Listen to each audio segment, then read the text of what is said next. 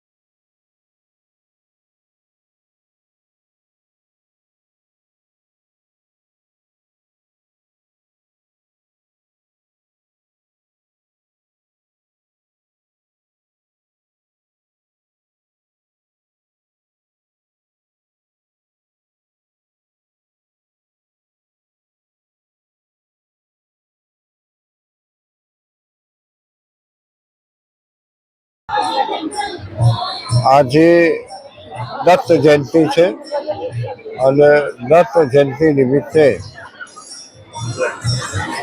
ગધેથડ આશ્રમમાં ગાયત્રી ઉપાસક પરમ પૂજ્ય લાલ બાપુના દર્શનાર્થે લાખો લોકો એક શ્રદ્ધા આસ્થા સાથે અહીંયા આવ્યા છે હું પણ ગધેધર આશ્રમ લાલ બાપુના આશીર્વાદ મેળવવા માટે, એમને નમન કરવા માટે હું પણ બધાની જેમ દર્શનાર્થી તરીકે સમગ્ર સૌરાષ્ટ્ર અને ગુજરાત ગૌરવ લઈ શકે એવો ગાયત્રી આશ્રમ ગધેસર પરંપરા મુજબ ગુરુ પૂજન છેલ્લા 4 વર્ષ થયા. ગુરુ પૂર્ણિમા, કોરોના અને ખાસ કરીને વરસાદનો ટાઈમ હોય એટલે ગુરુ પૂજન કરી નથી શક્યા.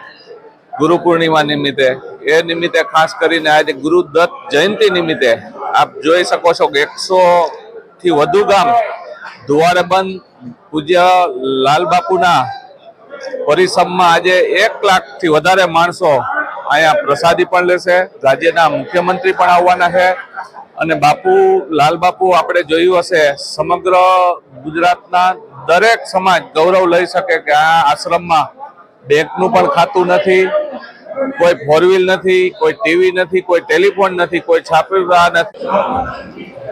સૌપ્રથમ તો આપ સર્વેને મારા જય માતાજી. આજરોજ માગસર સુદ પૂનમ અને ગુરુ દત્તાત્રેય ભગવાનની જન્મ જયંતિ નિમિત્તે ગધેથડ ગાયત્રી આશ્રમ ખાતે ગુરુ પૂજન અને ગુરુ પૂર્ણિમા મહોત્સવનું આયોજન કરવામાં આવેલું છે. આદરણીય પૂજ્ય પરમ પૂજ્ય લાલ બાપુના માધ્યમથી આ સમગ્ર આયોજન છે એ આકાર લઈ રહ્યું છે. આપ જોઈ રહ્યા છો કે અત્યારે લગભગ ગધેથડ અને આસપાસના જિલ્લાના 116 ગામોને ધુમાડાબંધ જમણવાર ફક્ત માનવ સેવા નહીં પરંતુ મૂંગા અબોલ પશુ છે એમની સેવા અર્થે પણ આજ રોજ આશ્રમના માધ્યમથી ગાયોને લીલની વાત આવે કે પછી જેટલા પણ અબોલ પશુ પક્ષીઓ છે એમના માટે એમના ચારાની વાત આવે તો એની સંપૂર્ણ વ્યવસ્થા માનવ સેવાની સાથે સાથે પશુ વ્યવસ્થા અને ગૌ માતાની સેવા એ આખા સમગ્ર આયોજનને આજે આખરી ઓપ આપી અને આજના દિવસે ઉજવણી કરવામાં આવેલી છે. લગભગ 1100 કરતાં વધારે અહીંથી આ આશ્રમના માધ્યમથી હું જયદેવસિંહ વાળા ગધેથર પૂર્વ કારોબારી ચેરમેન. આજ રોજ ગુરુ જયંતિ ઉજવવાની ગધેથર ગાયત્રી આશ્રમ પૂજ્ય લાલ બાપુ, રાજુ ભગત, દોલુ ભગત તેમજ સેવકગણ ભાઈઓ તમામે આ આયોજનની અંદર તન મન ધનથી સૌ જ્ઞાતિએ સાથે સહકાર દઈ અને આ કાર્યક્રમને ઉજાગર કરવા માટેની તમામની અત્યારે એવી સેવા પ્રવૃત્તિ ચાલી રહી છે અને પબ્લિક પણ અત્યારે પ્રવાસ ચાલુ રહ્યો છે. સાંજ સુધીની અંદર ઓછામાં ઓછા 1.5 થી 2 લાખ માણસો પ્રસાદ લેવાના છે અને આ પ્રસંગ અને સાથોસાથ ગુરુ પૂજનનું પણ પૂજન ચાલુ છે. ત્યારે 25 થી 30 હજાર સેવકો ગુરુ પૂજન પણ સાથોસાથ બૈરાઓ અને પુરુષો સાથે ગધેથડ ગામે જે ગાયત્રી આશ્રમ છે કે જે લાલ બાપુના જગ્યા તરીકે પ્રખ્યાત છે, ત્યાં આજે ઉપલેટા આખું ગામ ધુવાડા બંધ હોય એટલે અહીંયા પબ્લિકનો ઘસારો પણ એટલો જ છે અને જે આ આશ્રમમાં તેમજ બાપુના પહેલાં માનતા હોય તેની ખૂબ ગર્દી છે અને આ તકે અહીં સીએમ સાહેબ પણ વિઝિટ કરવાના છે અને તમામ બંદોબસ્ત અહીંયા સુચારુ રૂપે ચાલુ છે. ટ્રાફિક વ્યવસ્થા પણ ચાલુ છે અને ભોજન વ્યવસ્થામાં પણ એટલો ઘસારો છે. બધી જગ્યાએ પૂરતો પોલીસ બંદોબસ્ત છે અને સુવ્યવસ્થા ચાલુ છે.